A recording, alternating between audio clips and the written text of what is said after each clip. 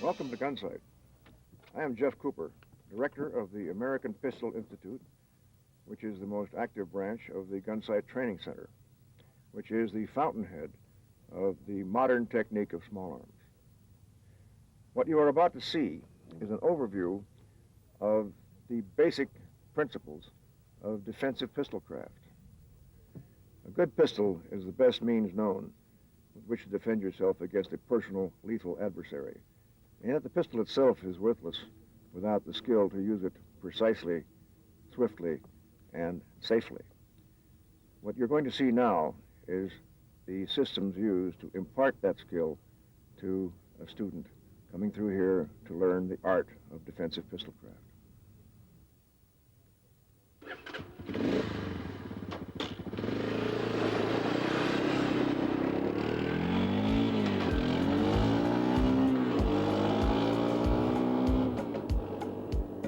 Jeff Cooper is the world-renowned expert in defensive weaponcraft and is responsible for the most revolutionary advances in pistolcraft. His contributions have earned him the title Father of Modern Combat Pistol Shooting. Now let's go to the famous Gunsite Ranch and begin the instruction that will help you gain self-reliance and become more expert in the art of defensive pistolcraft.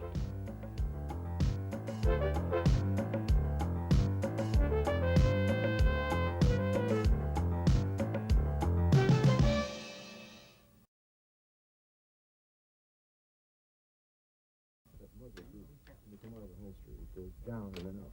Remember, the line is straight. Upward.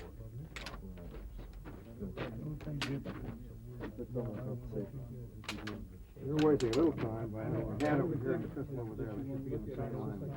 This hand should be farther to the left, and this pistol should be right in there. All right, your finger is on the trigger, the safety is off, your eyes are on the target. Lee, depress your muzzle. If you raise your hands there, your pistol will go straight up in the air. Now, check your firing position. Is your barrel an extension of your forearm? Don't worry about being first. Be last. Ready?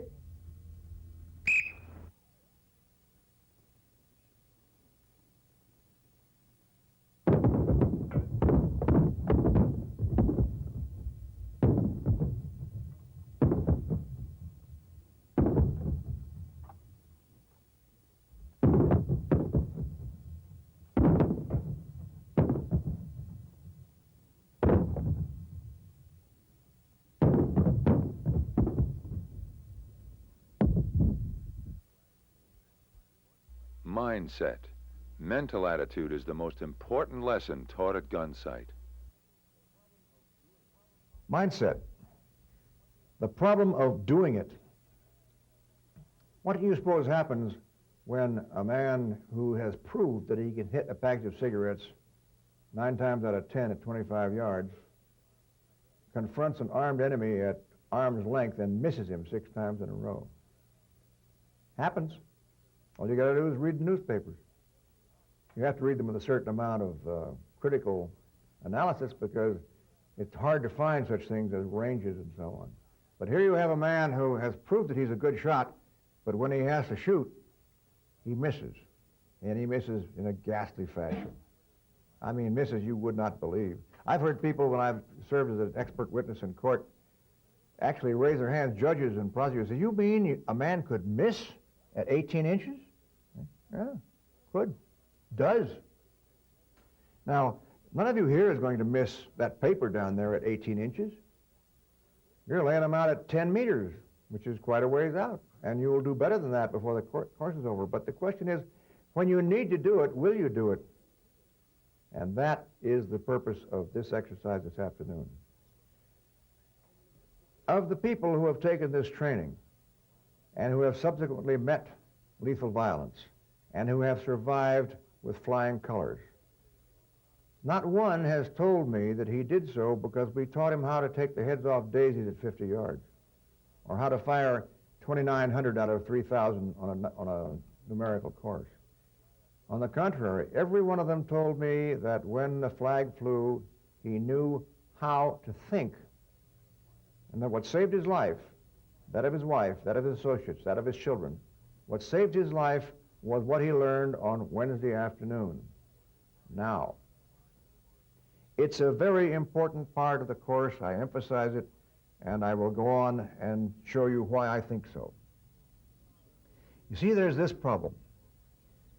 We are basically programmed in our psyches to avoid inflicting lethal damage on other human beings. We don't want to do it, and it's a good thing. We wouldn't like people wandering around who like to kill people. We find them once in a while, but we take steps. The point is that every one of you here and I and all the instructors have a strong barrier up here in the mind against doing it. You say, I know I can, but should I? And that's something we have to address. I have talked to a great many people, well, not thousands, but scores, who have been, in effect, killed in action. How is that? It's because when a man is laid out unconscious, he might as well have died.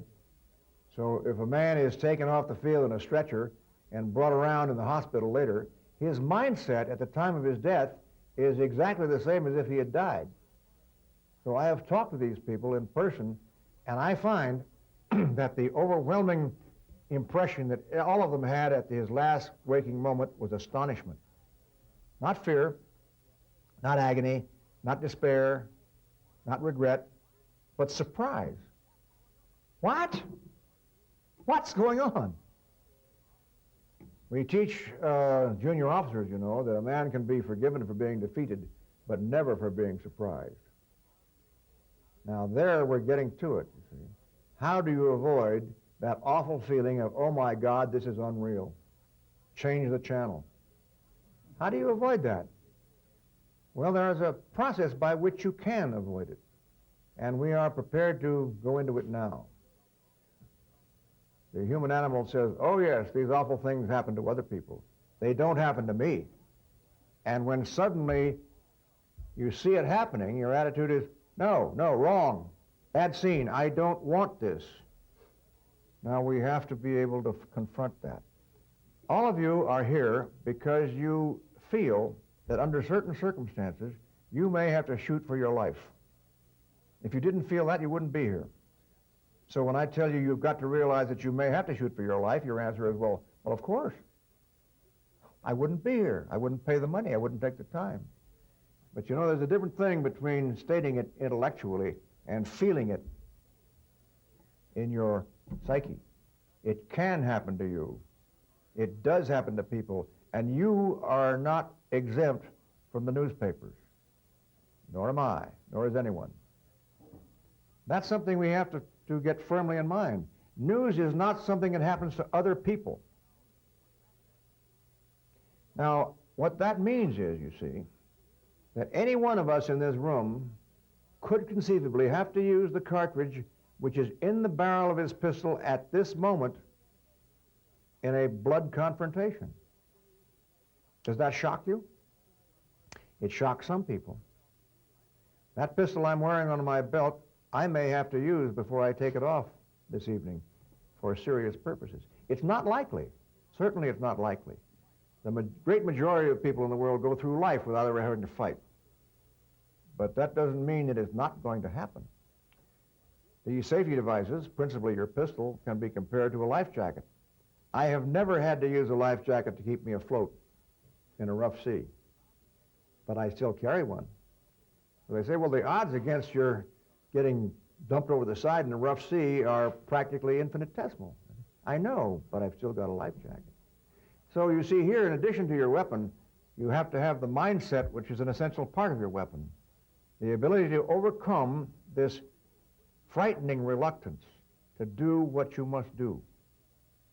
Now, the first step you take is to make up your mind that these things I'm telling you are true. You have to be aware that the thing can come to you. Once you have made that decision, it's rather like a decision you make in a revival meeting.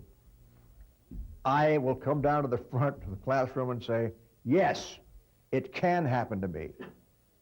And when it does, if it does, and we hope it doesn't, when it does, your attitude in your mind is not going to be, oh no, oh God, no, oh this is unreal, change the channel. It's not going to be that. It's, I knew this would happen, and I can handle it. I can't emphasize that strongly enough, because these fights that have come back, you see, I'm not going to apologize for the effectiveness of this presentation, because I have so many feedbacks. And they come up and they say, when I saw that gun, when I heard that noise, when I saw these people doing these things, instead of saying, oh no, I said, oh yes, this is something I can cut. This is something I went to a lot of trouble to learn. This I can handle. You know, we had a fascinating scene that way once. People say sometimes, enemy types, that if you learn how to be good with a handgun, you'll be trigger happy. Other way around. We have a graduate who took the course. He went back to his gun shop where he worked in Indiana, and when it came to him, he gained complete control of the situation, and he did not fire because his adversary had no chance. And people asked him, they said, John, why didn't you shoot that creep? I mean, he'd be better off. He's no good to anybody, including himself. Why didn't you shoot him? You had every chance. You had no question about the legal right. Or you were trying to be a humanitarian, huh? He said, no, I'm not a humanitarian. It's just that I didn't feel any pressure. I didn't feel there was any problem. He said, I felt I'm completely on top of this. He said, I had 2 pounds pressure on a 4-pound trigger, and the range was about 18 inches, and I said, you just blink, mister, and your head is going to be all over the far wall. But I didn't feel any excitement because I commanded. Now, you see, that's the situation that you can get from this. You can get to a point where you can actually pull the old Gunsmoke thing of Matt Dillon and say, don't do anything silly, mister. You lose. And that sounds melodramatic. It sounds like an old Western. But so help me, that's the way people feel under those circumstances. I know because they've told me so. Now, that is the first step you take. The fact that you're not going to be surprised. Never. Nobody in this classroom is ever going to be astonished if he suddenly looks right into the lion's mouth. He knows the lion is there. He doesn't expect the lion to be waiting outside his kitchen door. But if he sees the lion, he's not going to be astonished. He's going to say, lion, right, problem A. I have answer A. And that's where you get off the ground. That's where you get the ability to set yourself into a situation where you will not be taken off base when the flag flies. We have too many of these cases where people who are real handlers of a pistol just go to pieces when they see a real situation. The result of our studies can give us a mindset program which will do wonders for you. At least they have done wonders for other people, and we hope they will for you should you need them. Now, the difficulty is that you can't go through life in a condition of prickly alertness. You can't spend the rest of your life with your hand hovering around your pistol butt. We can't live like that. In the first place, it's nervous. In the second place, it isn't appropriate to the situation. But what we can do is train ourselves to shift our mindset from one condition to another and give ourselves a tremendous edge over our adversary in terms of readiness to do that fearful thing. That fearful thing is to press the trigger when your front sight is in the middle of somebody's chest. You don't want to do that. You resist doing it, and you should. But if your life depends upon it, or the life of your wife depends upon it, you must. So how do we make the change? This way.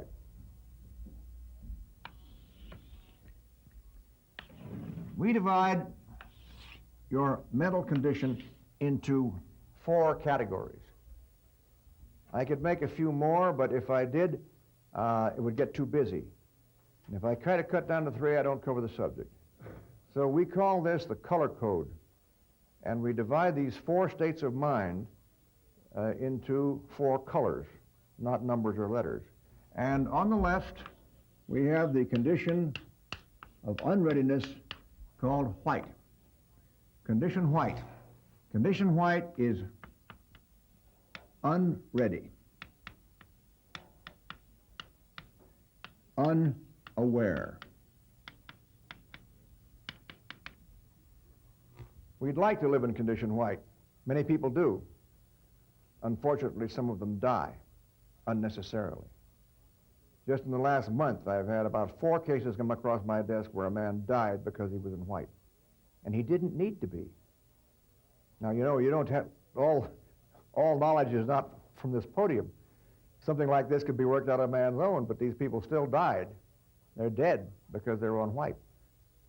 On white, you are not prepared for the problem, and you are not going to be able to handle it.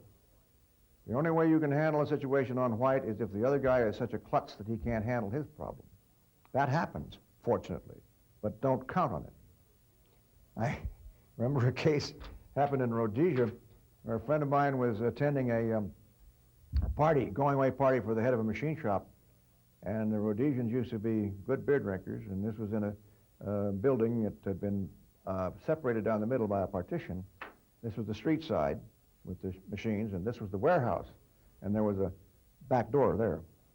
Well, in the middle of the festivities, Tom went out to get some more beer. So he opened the door, went through, reached down with his hands like this, and at that point, that door opened, and here's a sportsman standing in the door with a FN, automatic rifle, semi-automatic. And so Tom looked up at him and says, "Hi." And the guy's still looking at him and goes, "Slunk, slunk, click." And no, he pointed at it and went click. He didn't work the action. He pointed at it and he went click. And Tom looked at him again and he says, "You want a beer?" And then the guy went clank, clank, click. At that point, Tom told me, see, at that point I began to think there was something wrong. Well, Tom was alive or he couldn't have told me that story. But he wasn't alive because of anything he did. He was alive because that baboon couldn't operate the rifle. But you can't count on that, you know. The next baboon may know how. No, you can't make it that way. But, you know, you don't have to go back to Rhodesia or an exotic place such as that on the Zambezi. Take Paris. Just last summer, the head of security for the American embassy in Paris had been sent all these anti-terrorist notes about precautions. And one of the things had to do with the way you go to work in the morning. The notice he sent around to all members of the staff was, "Careful, they're out to get us. It's open season on Americans. So, where are they going to get you? The best time is when you go to work in the morning. They know you keep a schedule. So if it's your custom to leave your house at 8:15 every morning, that's when they're going to be there. So be careful at that time. Use your eyes, and don't borrow trouble. If you have to go some other time or some other way, do so." So he's writing all these memos. Comes the day. He comes to the door of his house, little apartment-type arrangement in Paris, and there's a stair that goes down to a walk which goes out to the street. And there's his embassy car waiting for him. And so he opens the door and looks, and up there on the street corner, there's a character straight out of Central Casting. A trench coat yet. Trench coat, dark glasses, pencil mustache, hat turned down, both hands in pockets. And what he would have said, "Send him away. We want somebody more convincing." But the point is that reality didn't get to him. And as he walks down the stairs, this guy looks at him, drags out a little old high-capacity 32, one of these things that has a 16-round magazine and a 32 auto, and starts going, whang, whang, whang, see? And this guy looks at, what are you doing? And so he says, hey, I'll get around the car. So he gets around the car, and the guy gets around him, and they go wandering around the car, going whang, whang, whang, whang, whang. And this is pretty funny, except, of course, guy could get hurt that way. And finally, this goon fires the gun dry, see, and the slide stays open. And he looks at it, stamps off in a rage, damn gun. I'll have the sights fixed or something. But you see, here's the guy who was writing the book, running right into his own problem in his own house. You see, he was in white. He didn't know about this, or if he did, he didn't believe it. It's easy to kill a man in white, no matter how good he is. If you caught Ross Zeifried in white, you have him. But he doesn't stay that way if he's wise when the situation gets tricky. Now, I live too easy a life out here. I stay in white on the ranch because this is, as I say, the safest place in the world. But believe me, I can shift when I move into a crowd where I don't know everybody. And what you move in, when you move from white, is to yellow.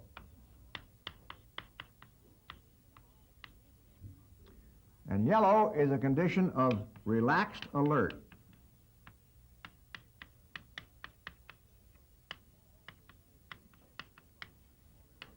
And it differs from orange by being unspecific.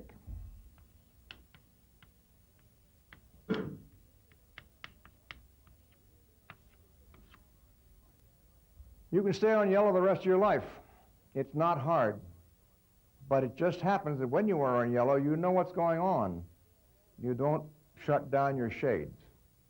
When you're on yellow at an airport, at a theater, on the street, you know who everybody is, and you know why he is there. You watch your six.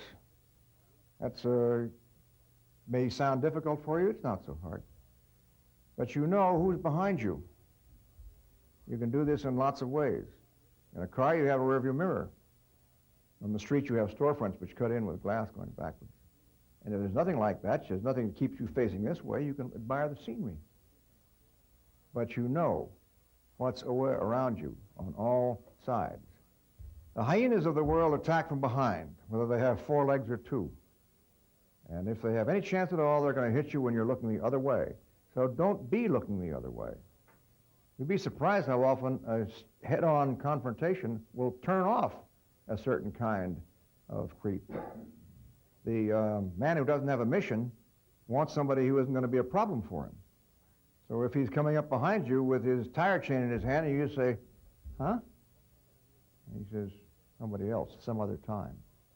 It doesn't always work like that, but there's a big help there. The fact that you know what's going on discourages a certain kind of human predator. It was fascinating a couple of years ago. They had a test in, the results were printed in Science Digest. They took a group of about 15 violent felons. I guess you'd call them muggers, although I don't like the term mugging. It sounds more innocent than it is. You know, mugging is not a matter of play. Well, these people were in the habit of taking people on the street by force and violence with screwdrivers and things, hammers. And they showed them street scenes separately, not in a group. And they asked, then they compared notes on which guys would you take and which guys would you not. And it was remarkable how close the correlation was.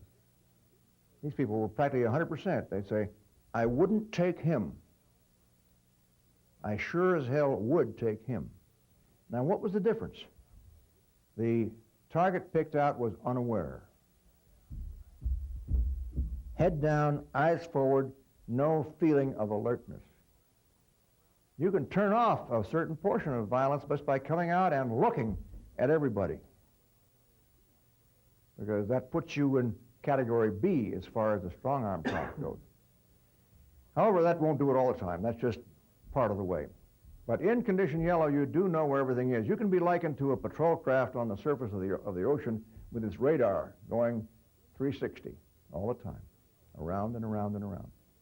You don't have a target, but you know that the world is an unfriendly place, and you know that today you may have to take some sort of evasive action, including the use of your firearm, if it comes to that. Now, The matter of this condition of readiness does not really apply to the state of readiness of your firearm, because the issue is primarily whether you are prepared to take violent action or not with anything. I have gone to complete red once, hands.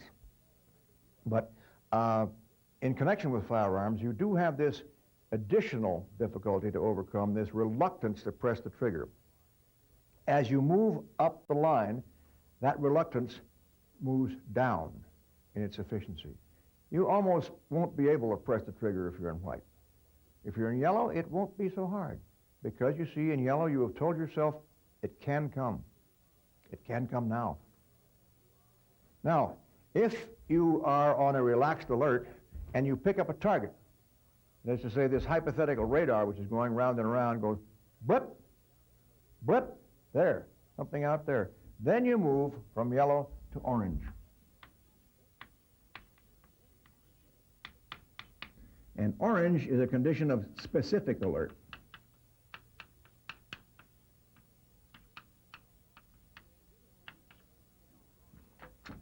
The difference between yellow and orange, on yellow you say, I just may have to shoot today. On orange you say, I just may have to shoot him today.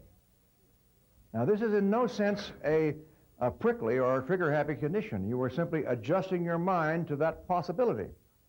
Now that target you have out there may not be your enemy, he may be a friend, and you're no danger to him because you're in command of your thoughts.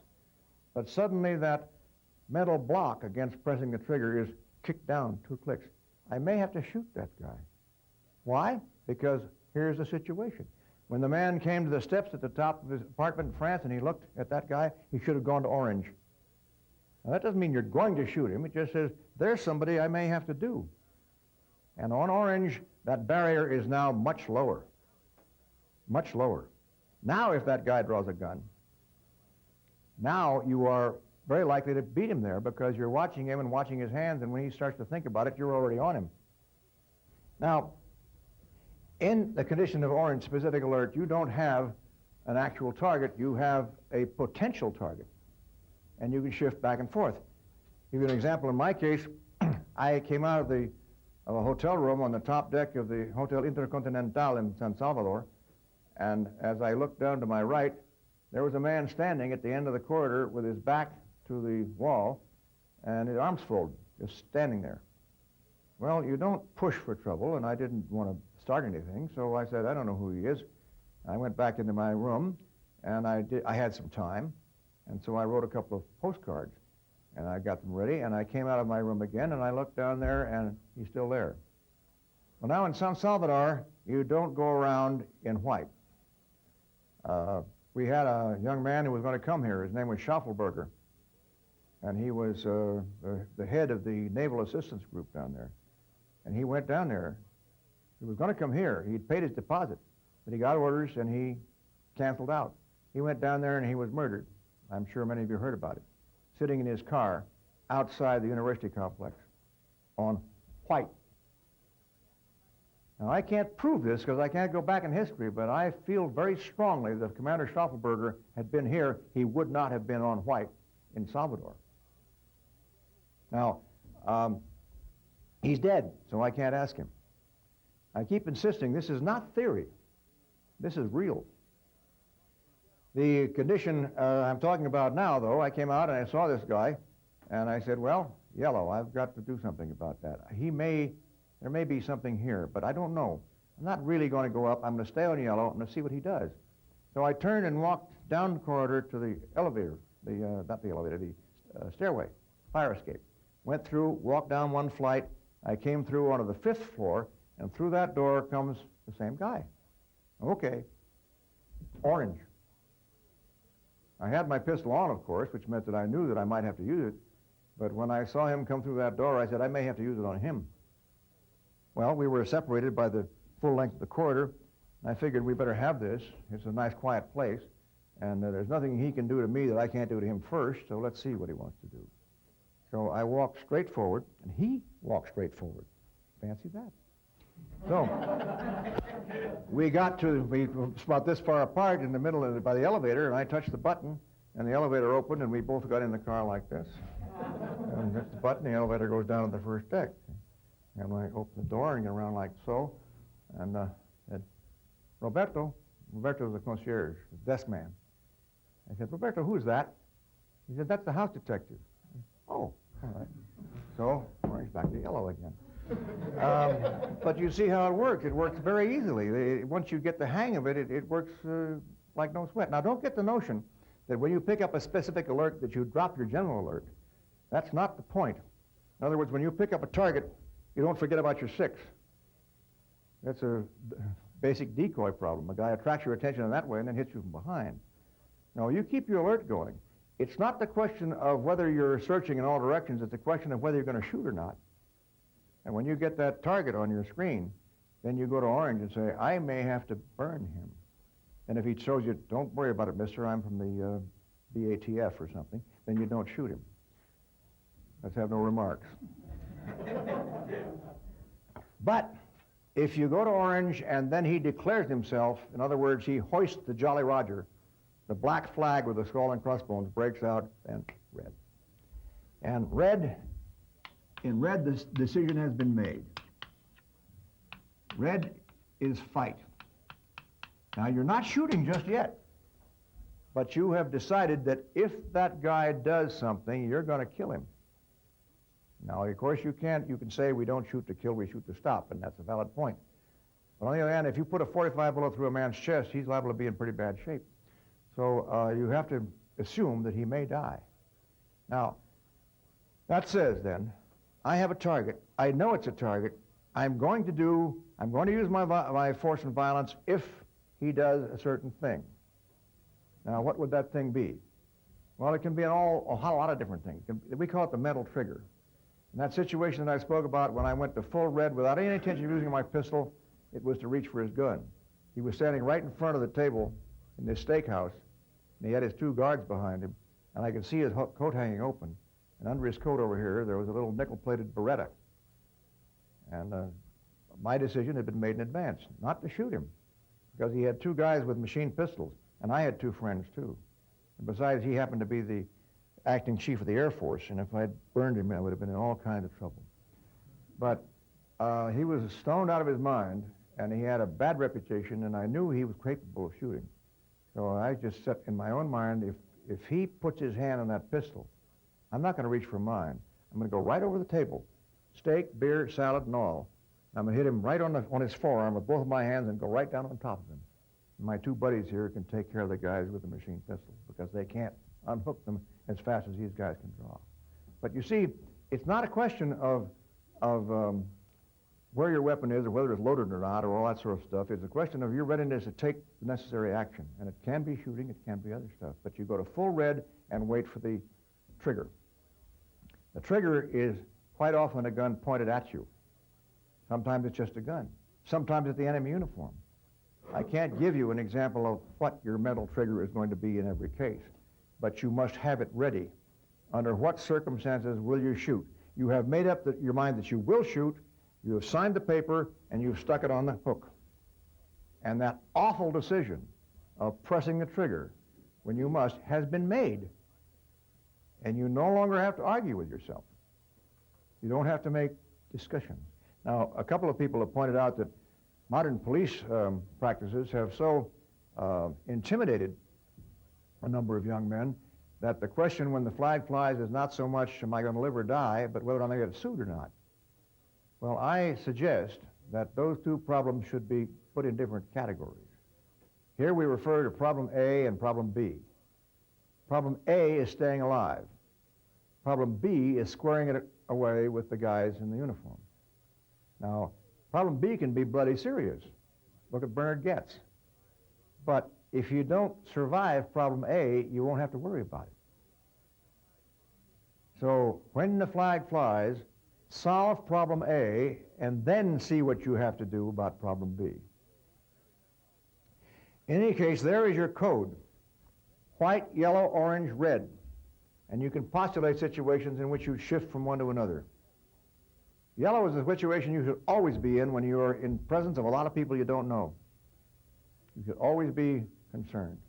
Always be aware that this thing can indeed come to you, and if it does, you're not going to be surprised. Now, when you pick up something that looks like it might be worthy of your lethal attention, you shift over to orange and concentrate on that problem until you figure out that it's not a problem. Like when the man told me that the boy was the house detective. That shifts it back into a different area. But you keep your mind on that problem until you solve it. You can stay in yellow for the rest of your life, as long as you're awake. But orange is a bit of a strain. And so you don't want to stay on orange forever, because that's hard on your nerves. You can stay on red as long as you have to. But red is a fighting situation. You really do have a fight or an incipient fight. And fights are usually over pretty quick. So you don't have to worry about staying on red for very long. You may have to stay on orange for longer than you wish. This situation, this arrangement we have here, works. And I have no doubt about it's working. I've been using it now for over 10 years, and I've heard many and many examples of it. And it's so clean that I am amazed that it came down. It must have been an inspiration of some kind. We had one just last year, a friend of mine from this school, up in Oregon this was. And there was a shooting. There were people screaming and guys running around with guns and so on. And it was at night. He turned a corner. There was partial illumination. And he saw this character run out from between two buildings with a shotgun in his hand. And so he came out. He came to here, to the ready position. And he said, "Hold it." And the guy looked at him with a shotgun. All right, he had a target. You see, when he started, he was on yellow, but he didn't have a specific target. But when the man ran up through the buildings with a shotgun, he went to orange. I think maybe I have a target here. And then the situation was quite obvious that he had, because the fight was back in there. And here's a guy with a gun, and when he says, "Hold it," he looks at me. When I say hold it, he looks at me like that. He says, "All right, red. I'm going to take no further chances. If he doesn't move, I'm going to hold him right here. If that gun comes in my direction, that's my metal trigger." Well, he came up on it, he says, "Hold it!" And the guy goes, "Zzz," bang, one round. Should have been two, but one did it. And everything came out clean as a whistle. Of course, there was a certain amount of noise in the press about this guy, but it went away. Everything worked fine. The thing you've got to start thinking about now is the fact that this is serious. This is for real, and you're, from this point on, going to start thinking about the actual use of your pistol as opposed to the theoretical use. And we strongly commend this system to you. I've even got people who don't know very much about it, like the clerical types who will say, "Why do you suppose that gent was in white?" when they read the newspapers? Because he didn't know any better. I repeat, it's easy to take a man in white. It's very difficult to take a man in yellow. And if he's in orange or red, you've got a problem. You better go back and get yourself a rifle company. So it's not a question of your gun, not a question of whether he has a bigger gun, or whether this statement's been coming out in the police circles now, that whether he's got you outgunned. If you've got the mindset, you've got him regardless. And that will save your life. It already has saved a number of lives, if I can believe the people who told me.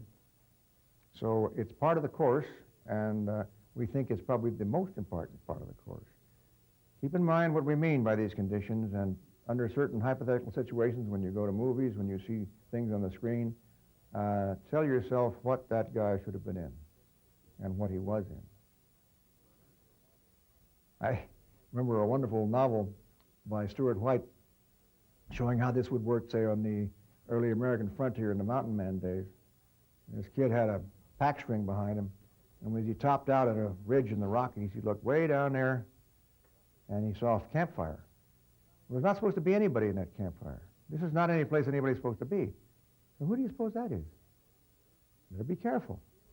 So he went to orange, and he hobbled his horse and put a muzzle over his nose so it wouldn't whinny, and checked the wind.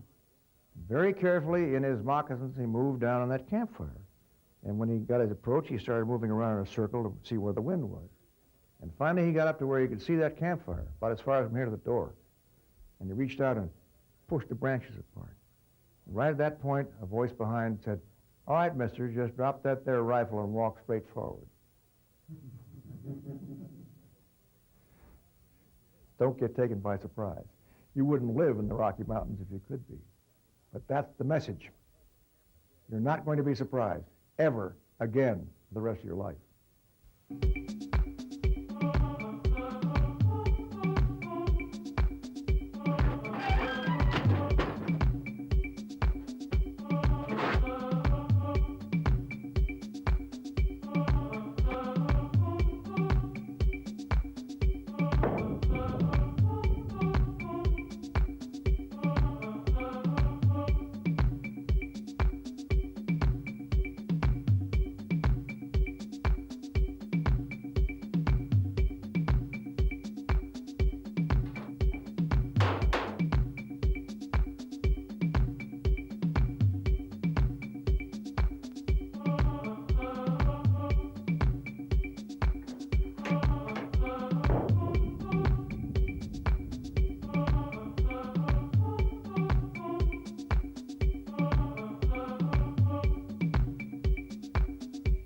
Condition of readiness of your firearm. Now, this weapon has 4 conditions of readiness, and the first one is the one you see. That's condition 1.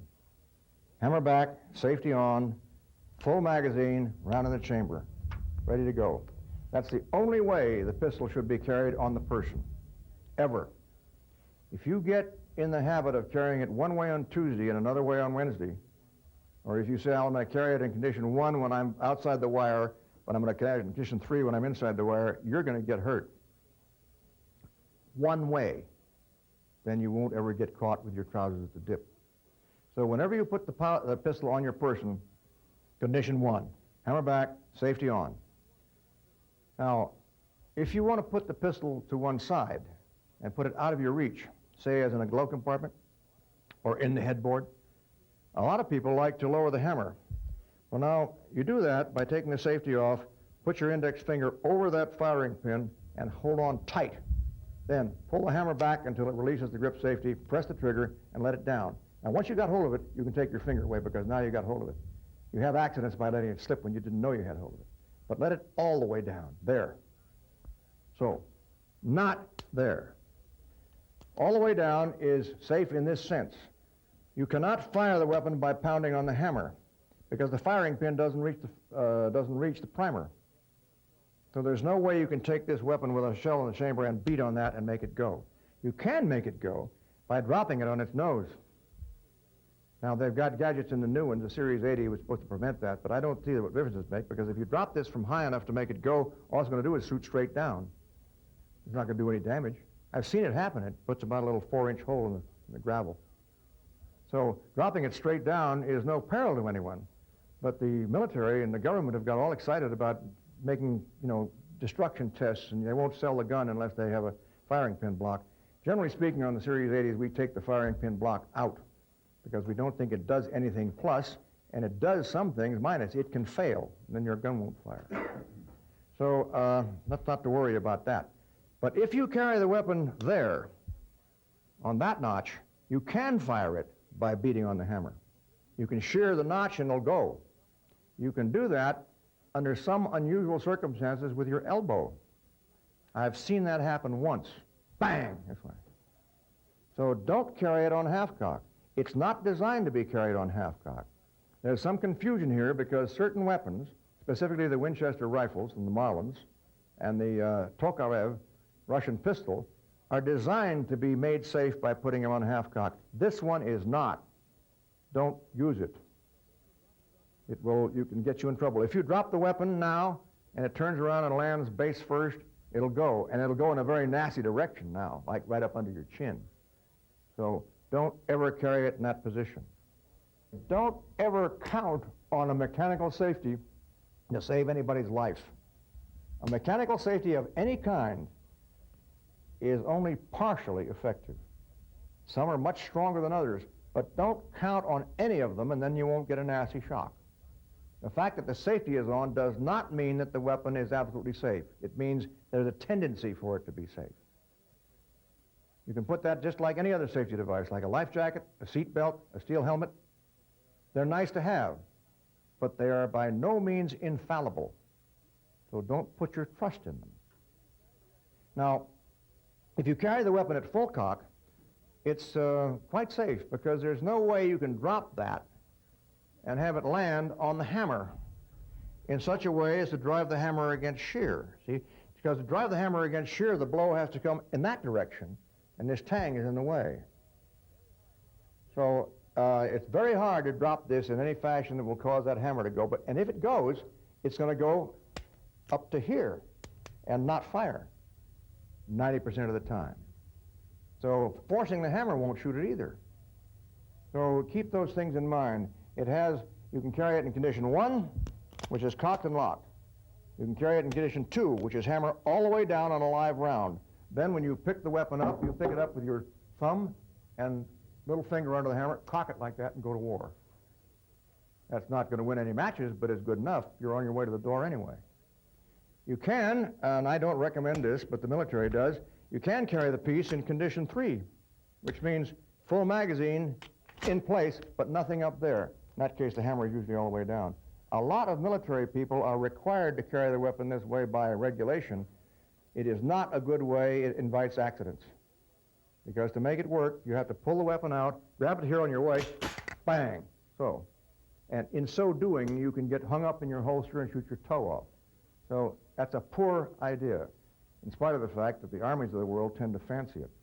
Now, there is one other condition which has its points, and that is what we call condition 4. That's with nothing in the weapon at all, nothing in the chamber, nothing in the magazine well, hammer down over here on the mantle. Now, in a condition like that, you might be washing the car, you might be mowing the grass, everything is peaceful, it says here, and you hear a loud scream. And so something's got to be done out there, and as you run, you produce your spare magazine, which you're wearing on your belt, see? And as you run, you pick up the weapon, put the magazine in, close the action, whack the slide, and by the time you reach the door, you're ready to go. That is a viable system, depending upon the circumstances under which you find yourself. Now, the double-action revolver and the double-action automatic pistol have a number of other considerations. The double-action auto pistol, generally speaking, has no condition 1. It has a condition 0. You can carry it with a hammer back and no safety on. And if I were stuck with a weapon like that, I think that's the way I'd carry it. The pistol is not going to fire itself. The pistol is only going to fire if somebody fires it. If you're wearing it in a proper holster with the trigger guard covered, you take that safety off, what's going to happen to it? It's not going to go bang. I've known people to come in after a day's work and say, my God, do you realize that all day long I was running around with the pistol with the safety off? I said, no, but what difference does it make? The Browning P-35, which is the successor of this weapon in Browning's design, has a miserable thumb safety on it. Almost you can't use it. Well, the Australian SAS got around that by never using it. They just cocked the piece and put it in the holster and go to war. Condition 0. And as far as I know, that hasn't resulted in any accidents. So those are the situations about preparing and carrying this weapon. Remember, whether you carry a revolver or a single-action auto or a double-action auto, that availability and readiness are the name of the operation. That's what you have it for. If you put this pistol in a condition of unreadiness, you have lost the value of the pistol. And this is one of the reasons why we run into trouble with these clowns who don't understand about safety. And they're the kind of people who ask you if the weapon is loaded or not. And they'll also ask, well, it's all right for you to carry the weapon if you can't get at it. And why should I carry it if I can't get at it? I say, good, you shouldn't carry it.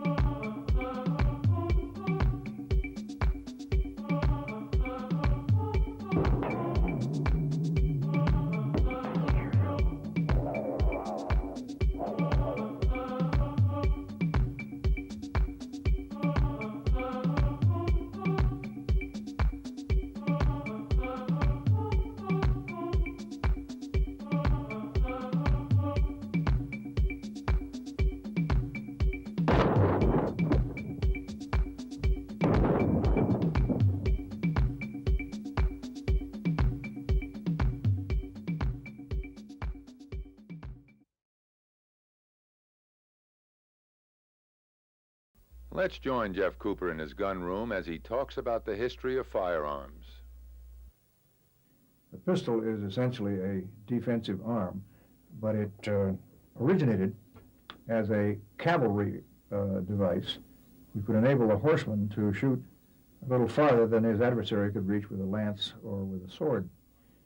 So the original pistols were large and cumbersome, and it wasn't for a couple of generations that people discovered that the pistol was essentially the equalizer, the difference between the big guy and the little guy. But the pistol evolved over a long period. Started out, of course, with being a single shot type of front feeder, such as this. This is a single shot flintlock pistol, and it works this way. You load it from the front here using the ramrod, powder, ball. Then you open the pan. You put priming powder there. You close this down to here and lower the cock, incidentally, this is not called a hammer, to there so it won't fire. Now when you want to use it, you cock it like that, and when you fire, you get a cigarette lighter effect in here, which fires the charge. Now, after the development of that, the fulminate was discovered, something which will fire when you hit it. And so the logical development of that was something like this. In this case, you load it from the front, same way, but instead of using flint, you put a copper cylinder over there, which contains some fulminate. And when you fire this, the hammer strikes the cap, pop, down she goes out the front, either cap and ball. Now, the big change in history came when it was discovered that you could make one that would do that several times. This, for example. In this case, you still feed it from the front, but you don't feed it from the barrel. You feed it from right here. See, each chamber can be loaded individually by means of this rammer staff. When you get the thing set, you seat the projectile like that, put it back, and then when all 6 chambers are loaded, you then put a cap on top of each nipple. Then you lower the hammer between cylinders, so you won't get an accidental discharge, and when you cock it, you get 6.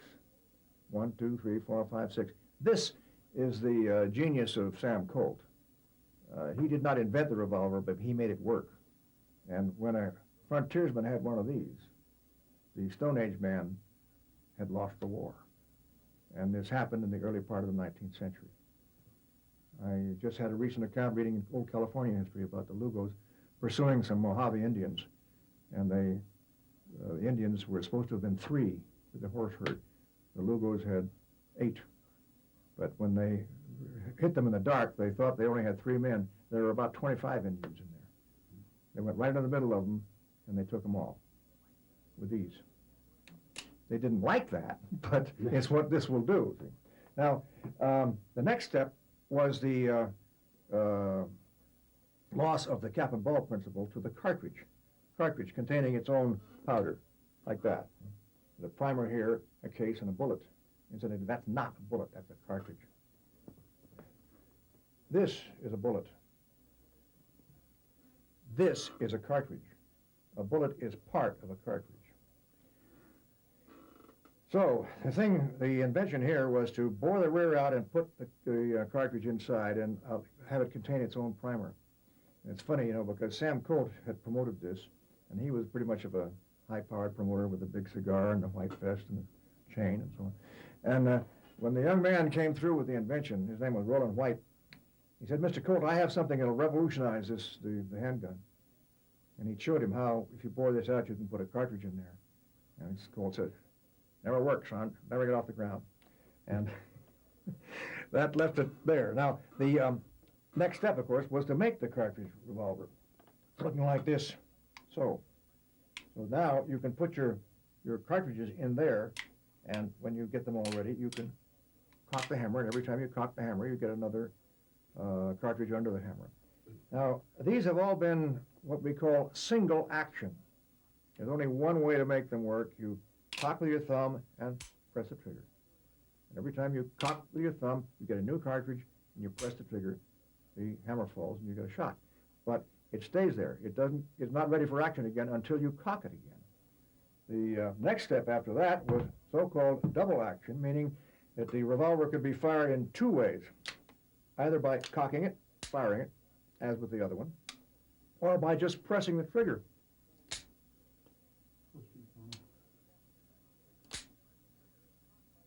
So that every time you press the trigger, the hammer is cocked by the trigger finger, and the cylinder is rotated, and the hammer falls.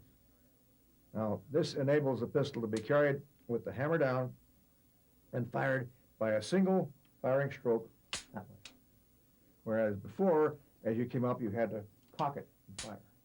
Whether that makes any great difference or not is moot, but more important in the design of the new double-action pistols is the loading system, because you see, you can load that way, whereas this one has to be loaded one at a time. Now, these weapons carry us through the tail end of the 19th century. The sidearms of that period were revolvers. All of these are revolvers because they have a revolving cylinder. Revolver. Now, they are pistols. They are not different from a pistol. In fact, Sam Colt called his Navy weapon a revolving pistol. There are people who think that a pistol is not a revolver, but I don't agree with them. So, the next step we came to is the self-loading pistol. That doesn't mean it puts the ammunition from your pocket into the weapon. It means that once the ammunition is in the weapon, each discharge uses the force of discharge to replace the cartridge in the chamber. This is an old one. This is the 1911 Colt, one of the most famous artifacts in the world. I don't think you can find any gadget from a claw hammer to a typewriter that has ever been in use for 75 years and is still better than anything yet produced. But this was the genius of John Browning. Browning was the inventor. He never built anything, and he never was an industrialist.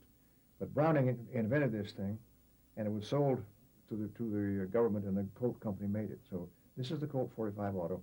It is an automatic pistol. It is a single-action automatic pistol. The way it is normally carried is with the hammer back and the safety on. When you need it, the shell being in here, I'll take it out now. When you press the trigger, so the hammer falls. Hammer falls, recoil. As the weapon recoils, it moves to the rear like that, ejects the empty case, picks up the new cartridge, puts it in, and when you press it, you get the second shot. So you can go tick, tick, tick, and never press it, never use your finger more than that to get your second shot. This is the system which is probably the most satisfactory. And as I say, it was designed, well, it was adopted in 1911. It was designed along about 1904. And here we are in 1986. And this is still the best. Now, the next step after that was the invention of Karl Walter of Ulm in Germany. And he decided that he didn't like the idea of carrying the weapon with a round in the chamber and the hammer back. So maybe we can get a way we can carry the automatic pistol with the round in the chamber and the hammer down. And this is what happened. This is the Bren 10. Now, note that I can do either way with this. I can either put a shell in the chamber and leave that hammer back, safety on, and carry it like that. That is the preferred way. But if you get involved with people who are worried about that, you can lower the hammer. And now, when you press the trigger here, this way, the trigger finger cocks the hammer, fires the round, and on firing, the action works, and your second shot is fired that way.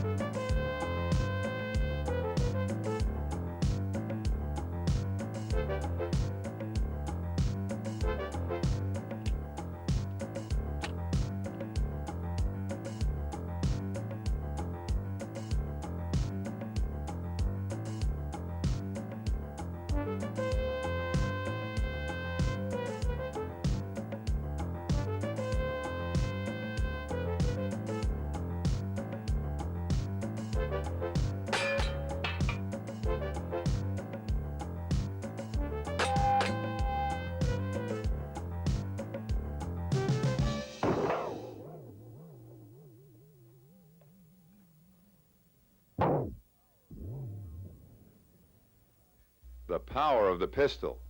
Ammunition. To go back, a pistol is a reactive device intended to stop a fight that somebody else starts. That's the only real reason for a pistol, to stop fights, to turn off a deadly aggressor. That's its only reason. Sure, you can shoot targets with them and have fun. You can blow, you can plink with them, you can shoot tin cans, you can hunt pigs with them, you can do all sorts of things with them, but those are all secondary reasons. The main reason for a pistol is to stop a fight. Now, how does it stop a fight? It stops it by delivering a projectile to a human body. Now, what happens when that projectile strikes a human body? Well, sometimes one thing and sometimes another, and it's a very flexible study. And it has given us a lot of difficulty over the years. One of the difficulties we have in procurement today in the government circles is that a great many people have never addressed this problem. And you find in writings that the notion, you see, that if a man is shot, he's shot. No difference. That is not true. That is not true. Some projectiles are much more likely to stop a fight than others. And it's up to you, if you're carrying a pistol for that purpose, to select one which is most likely to do that, because your life depends on it, literally. Of course, if you're in a department, you don't have a lot of choice. In departments, quite frequently, they tell you what kind of a weapon to use. This is new. In the 19th century, it was unusual. In the 19th century, ordinarily, a police officer was invited in to take care of the problem, and he wasn't told how to do it. If he wanted to carry a shotgun, that was fine. If he wanted to carry a dog whip, that was fine, because it was his problem. But in today's more socialized environment, police officers today are not even, in many cases, expected to buy their guns or own them. They just issue equipment like a prowl car. Well, under those circumstances, you may not have a lot of choice, but you should know what you're talking about. You should know what the issue is. Now, to start with, a pistol cartridge is not very powerful. There isn't much there, is there? Just a small piece of copper and lead and a small pinch of propellant. Well, therein hangs the problem, see? You haven't got a lot to work with. Now, you could build more and more powerful weapons until you'd come to a point where no one could control them. And before you reach that point, you'd come to a point where only a few could control them. And that is not the answer. So what we're looking for in pistol power is a balance, an optimum balance of controllability and stopping power. Now, when I say stopping power, I get back to the fact that that's what the pistol bullet does. It stops. Killing power is absolutely irrelevant. The fact that one weapon may be more likely to kill somebody than another is not germane to this discussion. I remember some old buzzard in Washington who should know better saying, well, there have been more people killed with this than with that. I said, that's not the point. I think you can probably say that there have been more people killed with swords than with any sort of a pistol, but that's not the point. The point is not killing. The point is stopping.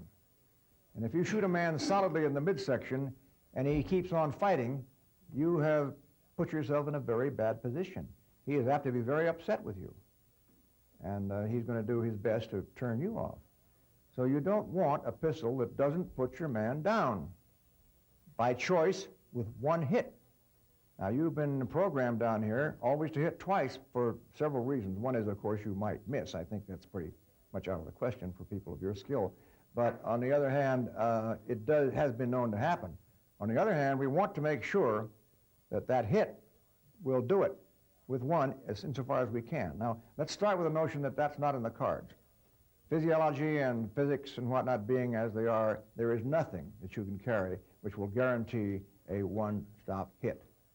You could build a weapon so powerful that you'd had to mount it on wheels, and you still would find that exceptional case where it didn't do the job. I can give you many examples. But we're not talking about absolutes here. We're talking about the odds and putting the odds in your favor. So you want to rig the odds so that what you carry on your belt is as likely as can be arranged to turn your adversary off with one well-placed hit in the midsection, approximately the size of the 10 ring on your training target.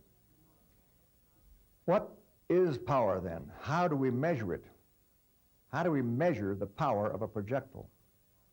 Well, here's a case where a little knowledge is a dangerous thing, because the physicists will tell you, well, what could be simpler? We have it right here in the book. The power of a moving object is measured in units of kinetic energy.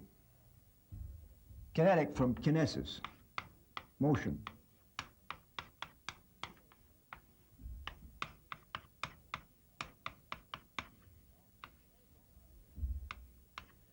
Well, kinetic energy is the energy of a projectile or a piece of material in motion.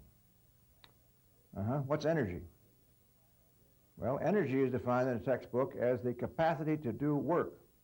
Okay, what's work? You can drive a professor mad that way. But you can measure kinetic energy by this formula.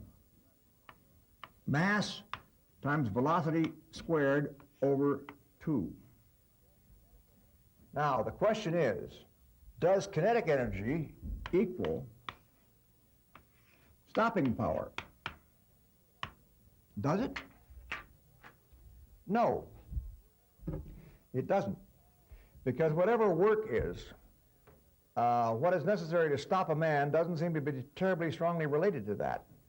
Now, in the English system, kinetic energy is measured in foot-pounds, and 1 foot-pound is the capacity to raise a weight weighing 1 pound 1 foot at sea level. But you can see right off the bat that it's a very easy thing to lift something weighing 1 pound 1 foot slowly.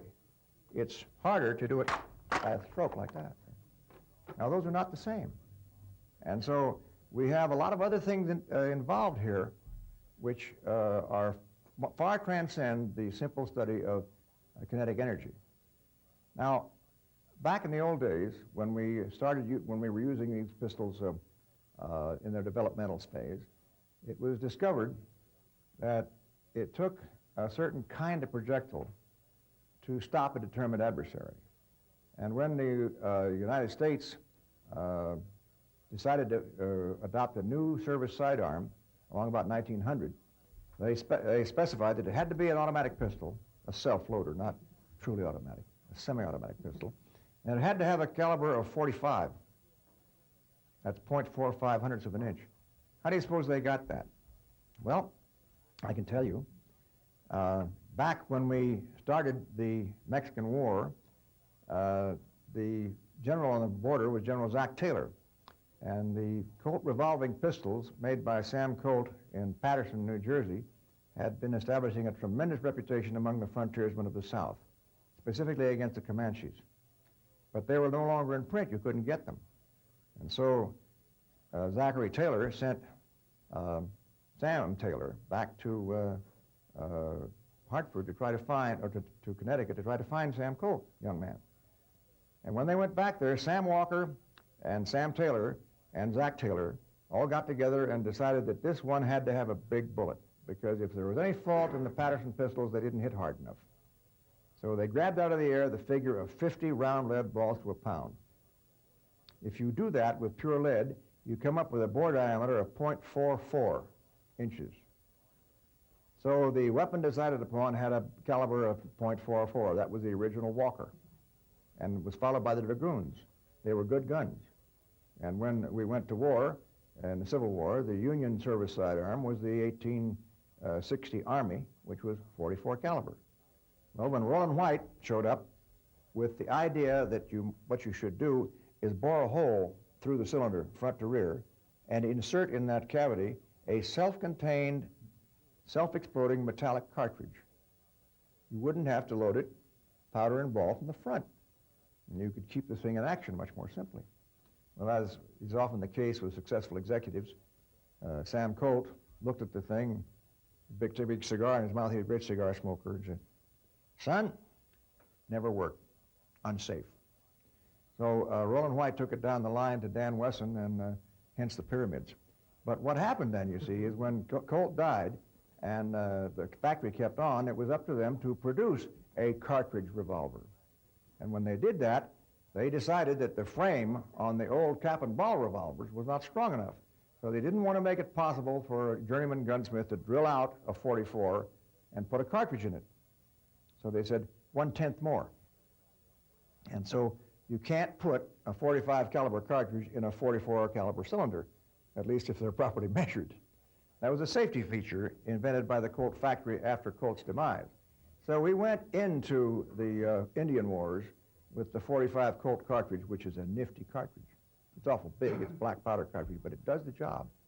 And when we tried to get modern and go to the Philippines with a small caliber 38 revolver, the conclusion was on the Philippines that the 38 revolver was just not stopping the gooks. And so they said, let's go back to 45. That's the reason. Now, when that happened, the Army put together a committee to discuss the ability of bullets to do the job. And this committee was composed of Colonel Thompson and Colonel Lagarde. Colonel Thompson was an ordnance officer. He later became the designer of the Thompson so-called submachine gun. And Colonel Lagarde, by a weird coincidence, was the great-uncle of Carlos Wittmann, who was the only member of the Gunsite family to be awarded the Golden Raven. I'll tell you about that sometime. In any case, Carlos Wittmann is just one hell of a boy. And he is the great nephew of Colonel Lagarde. Well, Thompson and Lagarde sat down and went to work. And they did a job that couldn't be done today. I mean, Cleveland Amory and Ralph Nader and so on wouldn't stand for this. But they were working for the War Department, which is somewhat a better term, I think, than the Defense Department. And they were able to get any number of live animals to kill. They went to the stockyards in Chicago, and they shot a whole bunch of steers. And they shot pigs, and they shot goats, and they shot dogs. As far as I know, they didn't shoot any people, but if they did, they didn't tell us about it, except dead. They shot at about a dozen cadavers that they swung from the rafters by the hair, trying to determine what happens when a pistol bullet hits a tissue. And they came up with some tables. Now, they used 9 cartridges available at the time. Some of those are not available, or some of the ones that are available today were not available to them, but the principles were established. And they came up with some tables. They didn't draw any conclusions much.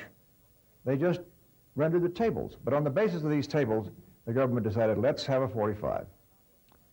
Okay. We adopted the 1911 pistol, the one that I'm wearing, and we took it to World War I. It had a tremendous reputation. Not that it was so terribly good, although it was terribly good, but mainly because it was new, and it gave the kids in the AEF something to talk about when they got home. And they have these wonderful stories. These stories about how, God damn, you know, they kick so hard it'll break your arm if you don't lift weights. And if you hit a man with it, all you have to do is hit him in the hand. It'll spin him around like a top. You hit him in the chest, it'll throw him clear out of the room. Man, big stuff. All right. Well, they brought that story back with them from Europe, and they brought back a lot of Lugers, too, because it is a tradition that the other guy's gun is always better than yours. And that continues today. Anything you find over there has got to be strange and deadly. Well, you saw what it did to your friend, so it must be good. You don't usually study it very carefully, but yeah, that's the reason why there's so many Americans seem to think that the AK-47, which is a kind of a sloppy assault carbine, is the answer to a maiden's prayer. Actually, it's not. It's all right. It's a good slob's gun, but they got a lot of slobs. But the point is, the Germans all wanted to get one of these to take home, and the Americans all wanted to get one of those Lugers to take home, and a lot of them crossed hats. But you see, we had then, in World War I, this confrontation between the 45 ACP cartridge and the 9mm Parabellum cartridge, which is still with us today. I don't think anything has lasted that long, not even things like women's suffrage. Well, In any case, it was clearly established, and I can show you some very good accounts of it. In McBride's great book, A Rifleman Went to War, he has a whole thick chapter on the pistol in battle, and it's fascinating. McBride is a guy who knew, because he was an enlisted man for practically the whole 4 years of the trench warfare. He was in the Canadian Army first, and then he joined the American Army. He was transferred when we came in, and he saw a lot of action, and he was a good scholar. He looked at these actions carefully, and he had a great deal of personal experience, and he has a great deal to say. So I recommend his book, A Rifleman Went to War, as a classic for those of you who are interested in infantry combat. Well, McBride is kind of funny on this. He says, well, a Luger is a pretty good gun. He says, beautifully made, accurate, it's nice to carry. It has all sorts of things going for it, except it lacks the one quality of what he says, wallop, with a W. He lacks the W factor. I have never seen a man struck with a Luger who manifested any particular effect from it unless he was hit in the brain. He says, though it just doesn't have enough wallop. He said, oh, yes. As a matter of fact, I saw one case when it did. We were on a trench raid, and one of the new boys was a real souvenir collector.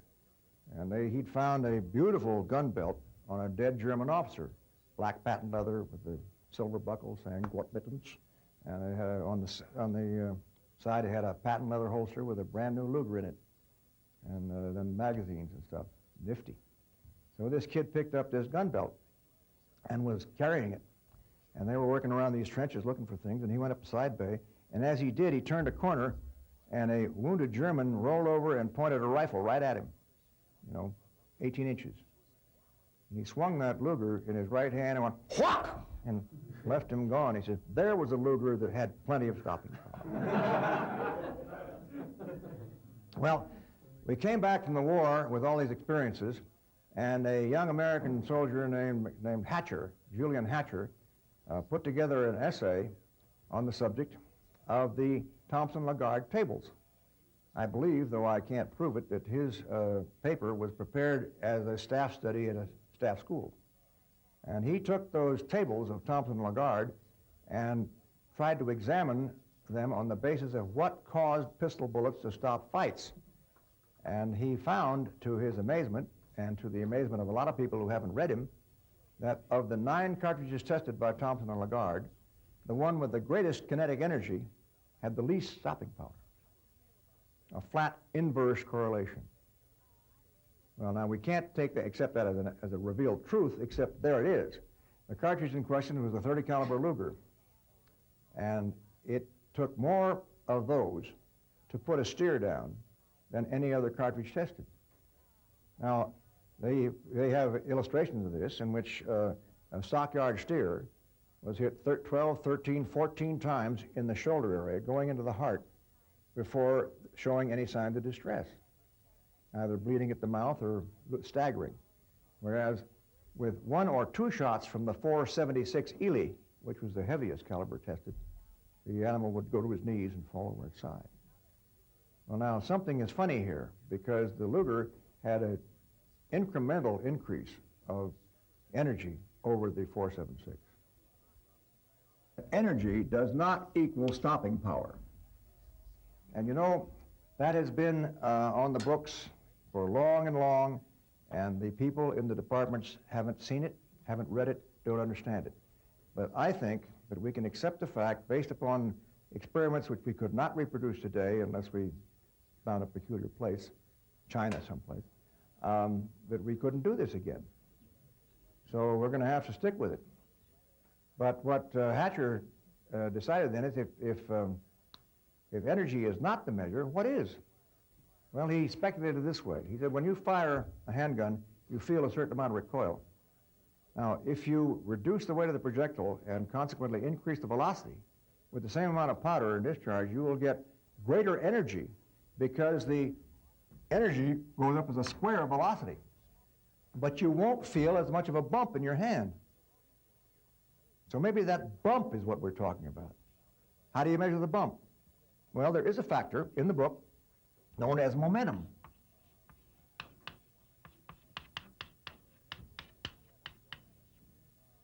Now, what is momentum? In the book it says momentum is the quantity of motion. Does that mean anything to you? Doesn't to me. Sometimes I think the people who write these books are not interested in anybody who reads them.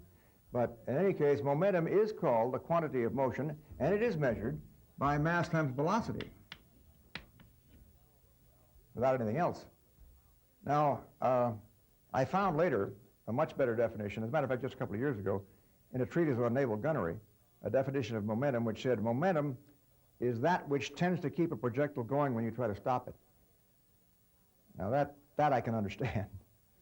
And perhaps we got something here. So Hatcher went back to the Thomson-Lagarde tables to ask if momentum equals stopping power. And he found that if he used momentum rather than energy, he not only was not reversed, he was quite a bit better. There was a considerable jump in the probability of a pistol cartridge with a higher momentum having greater demonstrated stopping power on living tissue. It was a better choice, but it wasn't a good enough choice. It was something over 50%, but nothing up like the 80, 90, 100% he was hoping for. So he figured, well, there must be something more to it than that. And so he went to the next step. Now, the step he took was to consider the nature of a wound. When a projectile hits tissue, it drives a cylindrical cavity into it. And disregarding for the moment the effect of hydrostatic shock or displacement of tissue or disruption of the projectile itself, just leaving those out for the moment, what it'll drive will be a hole into tissue which is proportionate to the cross-sectional area of the projectile itself. Because you see, the area of a circle equals pi times r squared. That means if you raise the bore diameter of a projectile a little bit, you can increase its impact area quite a good deal. A 44, for example, it hasn't twice the area of a 22. It has 4 times the area of a 22. And considering that more tissue is going to be affected by the larger size hole, perhaps we've got something there. So he went down to the books and started looking into that. Now, these cartridges he used were varied from 30 on up, and a 30 caliber projectile has a cross-sectional area of 75 hundredths of a square inch. A 36, and as you probably know, 38s are 36s. The bore diameter of an ordinary 38 is .357 or 358. Comes out to 1. I'm not sure that 36 came to us because it has a cross-sectional area of 1/10 of a square inch, but it might be. That may be the reason why they came up with 36. I've never seen anybody write that up. As you go on up, you get to 40, and you get 1.25, and 45, you get 44, you get 1.5, and 45, you get 1.6, which is quite a big increment in terms of cross-sectional areas. So Hatcher said, if momentum is not, let's take mass times velocity with no squares there and multiply that times the impact area, the area of impact. Now, he put that on the tables, went back through the thing. You see, he had to do this pencil and paper. He didn't have a computer. And it was long hours of fussing around because there were thousands and thousands of cases to study. He went back and he said, well, we're getting there. We're getting there. But there is still another factor to be understood. Now, the cartridges he used the Thomson-Lagarde used, varied in the shape and configuration of the bullet. And Hatcher apparently speculated that if you were to take, for example, a pair of broom handles and cut one off square and take the other one and mill it to a long, sharp point like a pencil, and then you were to drive those broom handles through a man's body so they go in one side and come out the other, which would deliver the heavier blow to tissue? Well, he speculated that the flat point would, but he went back and tried to see if it would. Now, the cartridge types that were used varied thusly. The most standard projectile rather, was round-nosed lead. There were more round-nosed lead bullets involved in the test than any other kind. So for purposes of comparison only, no absolutes here, he arbitrarily gave to the round-nosed lead bullet a value of 1.0. He found that other things being equal, a bullet of the same shape, but with a hard copper jacket, lost something. It came out to about 0.9. Found that interesting. He said, then, if you take a lead bullet, so with a flat point and a curved ogive like this, lead, no jacket, that comes out to 1.1. Everything else being equal, diameter, weight, and velocity. He came down to the others they had. He had a full cylinder, they used that in one case, and he found that the cylinder came out to 1.25. He found that a cylinder with a cavity in the point came out to 1.25. And he found that a semi-wad cutter, which we still have with us today, it's a very good bullet shape, so-called Keith bullet, also 1.25. Now, why these are the same is not open for his studies. I have an idea about it I'll get into shortly, but the fact is that the difference between the least effective configuration, 0.9, and the most effective configuration, 1.25, is about a third of the total increment. He called this number, for purposes of discussion, K, the K coefficient, which is described in his work as the coefficient of shape and material. And he said, if you take mass, velocity, and impact area times K, now you're getting somewhere.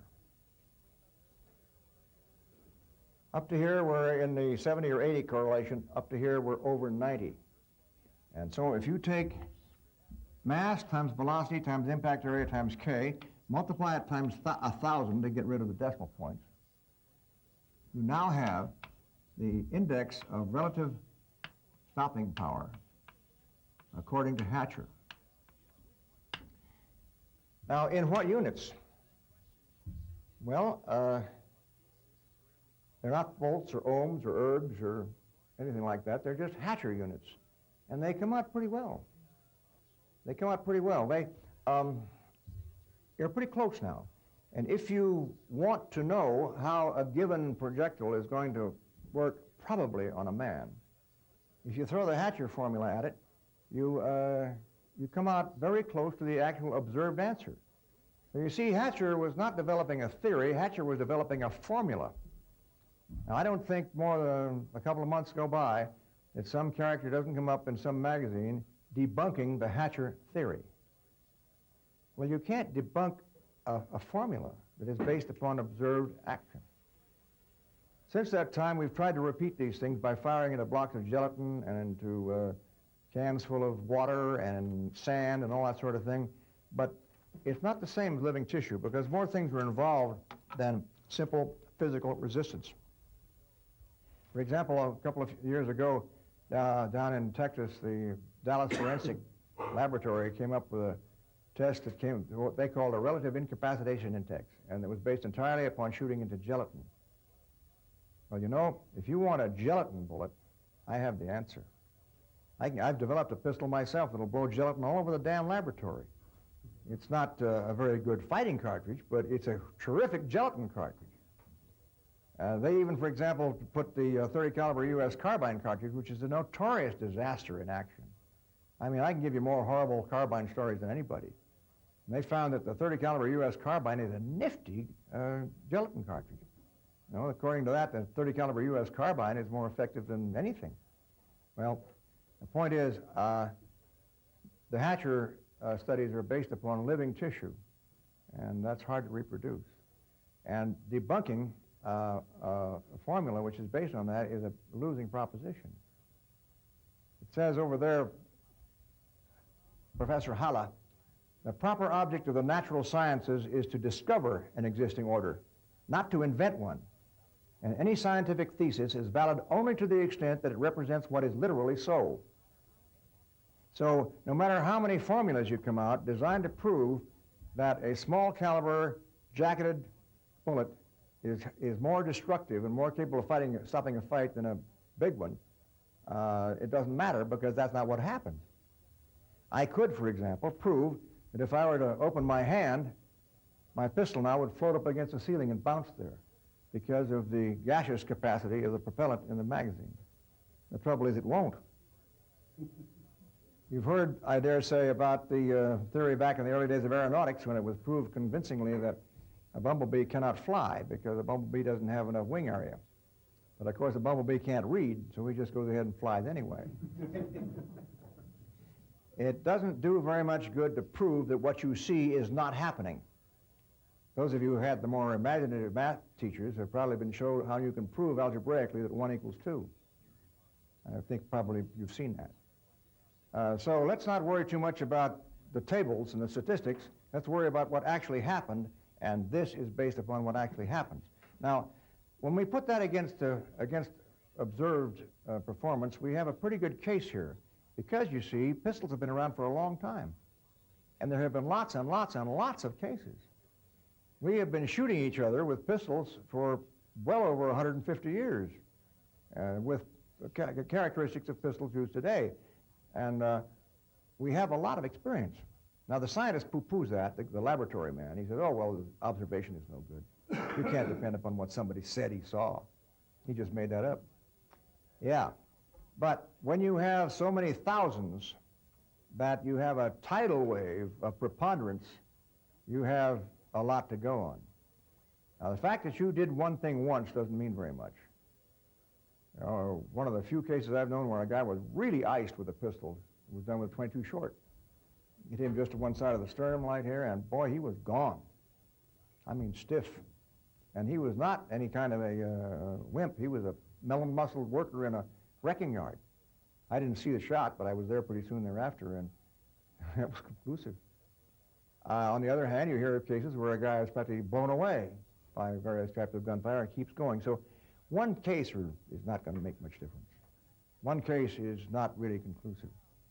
But we have the weight of many, many, many dozens of cases. And we analyze them as best we can, and we get them out, and we find that the Hatcher formula is pretty good. We find, for example, that your .38 Special, and I will call this in its police loading, and I'll call the police loading a 158 grain round-nosed lead bullet at about 870 foot-seconds from a 4-inch barrel. You know you can vary that a lot, but let's use that. That comes out on the Hatcher scale to right around 30, within a few hundredths. You take the 45 ACP, in its GI configuration, with that bullet, comes out to 60.1. Does that mean that the 45 is twice as likely to stop your adversary as the 38? Yeah. That's about the way it works. Now, you can hit a man with anything and stop him. You can also hit him with anything and not stop him. But what are the odds? The chances are that you're twice as likely to stop him with the hardball military round than you are with a .38 Special. And unfortunately, the Parabellum comes out here at about 29. Now, it will often be adduced that if you can put a different bullet in there, that you change everything. There's a feature in this month's International Defense Review pointing out that technology has altered everything. Now we have bullets that will make everything different. Now we have, for example, this weird French bronze bullet, which looks like this. And it doesn't weigh anything, so it comes out the muzzle at a frantic velocity, up over 2,000 feet. And it's supposed to, when it hits tissue, it's supposed to drive a shock wave and so on. That's the answer, see. So if you want a pistol bullet, you get one of these Archon type things. Trouble is that even if they do work, and I'm not at all sure they do, you can't get them, so that takes care of that. But you got to remember that the formula has 4 increments, and as they are put on each other, they come out to about the same value. So the K factor, that which is what we're talking about here, equals only 25% of the entire formula. And since the difference between 0.9 and 125 is about a third, the greatest effect you're going to get out of here is about 8%, which means that by messing around with a projectile, you can indeed change the stopping power quotient of your pistol about 1 in 12, which is good. But it's certainly not going to make a silk purse out of a sow's ear. And yet you hear it all the time. When the Glaser bullet came out first, which is a lot of little steel balls inside of a capsule, when that first came out, somebody wrote a ridiculous article about it, and I was riding shotgun in the sheriff's department over in California at the time. This kid came roaring into the staff squad quarters and said, hey, look what we got here. This guy put a Glaser bullet in a .380, and they shot a horse with it, and he just pulverized the horse's heart and lungs, and, one-shot kill. And hey, that's nifty, huh? If I can get a Glaser bullet from my .45, I can hunt elephants with it then. Something's wrong there. Well, there's a lot wrong. And one is that you can't make a silk purse out of a sow's ear, and you can't make a small caliber pistol into a big caliber pistol. You can make it better, but you can't make it duplicated. Changing the bullet form, it can be compared to changing what a boxer wears on his hand. Obviously, a guy can be bare-knuckled, he can wear brass knuckles, he can wear a light glove, he can wear a pillow, and that changes the effect of his blow.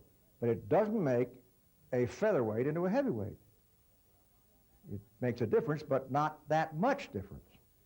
So those who seek to change the effectiveness of their pistols by changing the bullet form are having a tough time, and we see it all the time. We have personal and intimate experiences all the time. For example, a couple of years ago, a felon in not Colton, California, bottom of the hill, got involved with the police and was hit 14 times through the chest with 9mm, and he was still trying to shoot back. In Florida, this big Florida shootout we just had, one of those people, I haven't got the full pathological report yet because my mole in Washington hasn't got it. You've got to get the copies. But one of those felons was hit 13 times with 9mm parabellum, and he was still on his feet and still firing when that kid came up behind him and shot him in the back with a .38 special and knocked him down. We come back to this issue of how do you select what you carry? And the answer is you carry the heaviest thing you can control. I don't mean the weight of the weapon the heaviest, but the projectile, the power of the weapon on the Hatcher scale, the most you can control. Now you can kick the power, the Hatcher figure up if you want by changing the bullet. If you take a .45 ACP cartridge and load that bullet into it, and many people do, you're going to take a radical jump. But let's not worry about that. You've got enough. If you have a projectile which can be counted upon to stop a fight in 93 cases out of 100, messing around with it to make it so it'll stop 95, it seems sort of, not worth it, especially if what you come up with interferes with the reliability of the functioning of the weapon. So we have a pretty good thing here. And as to controllability, I can only ask you, does it control? Sure it does. Everybody's controlling it.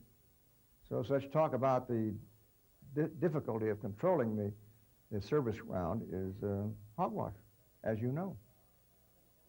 Now, there are a couple of other factors that I haven't touched upon. One is this attitude of these three being the same.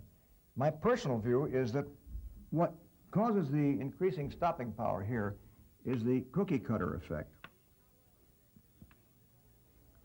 When those projectiles are driving through tissue, they are not bending muscle and nerve tissue out of the way, they're chopping it, cookie cutter.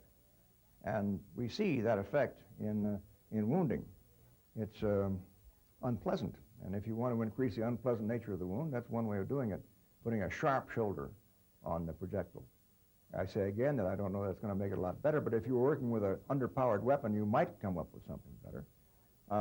One that I would build if I were in a position to build things might look something like this, because you see today we have a problem between stopping power effect, which is what you want in soft tissue, and penetration, which is what you want if somebody's wearing armor. the dichotomy between penetration and stopping power is not easily satisfied in an economical fashion. Now, if money is no object, you could do this. You could build a bullet which was a cylinder going this way, and it had a pagoda point.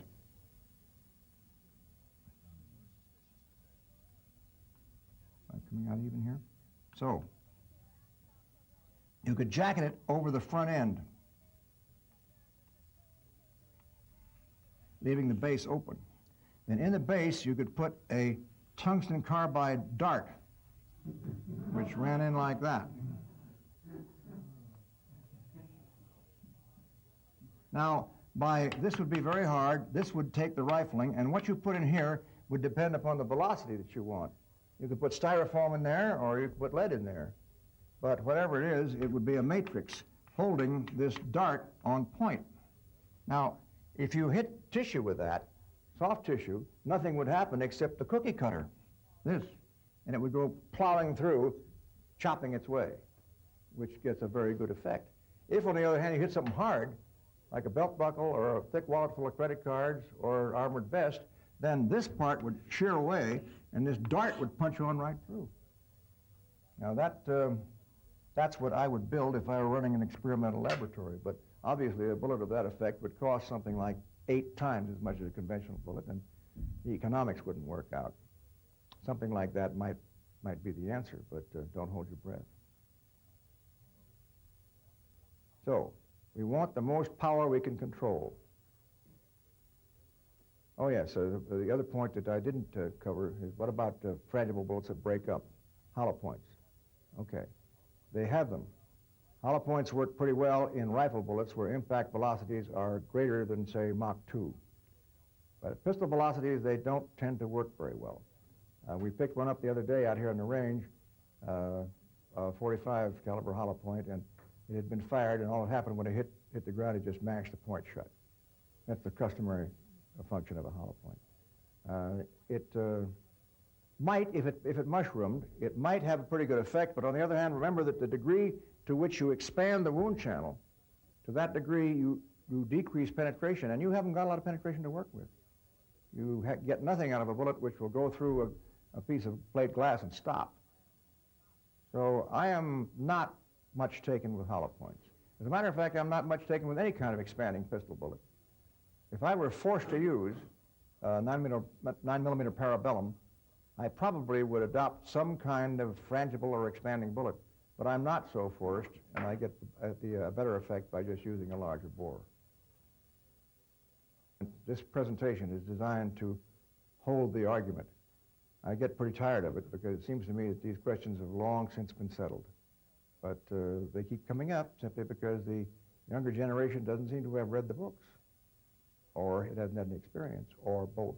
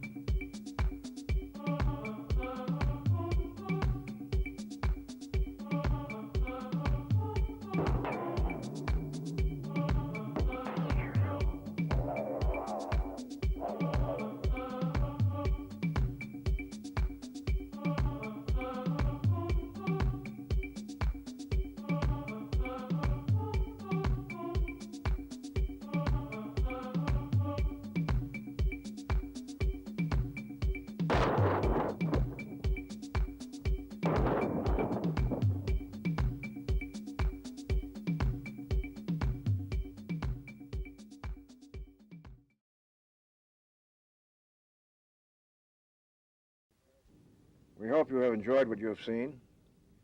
It is obvious that the pistol, like any other art, is not going to be acquired by watching a film. Nonetheless, you have a good understanding of how it's done, and we hope you have benefited by that experience.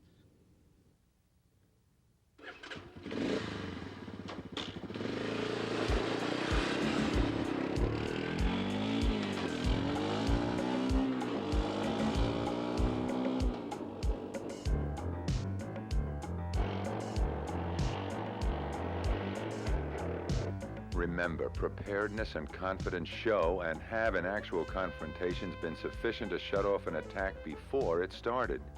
Be prepared. Make sure you obtain a complete set of Jeff Cooper tapes.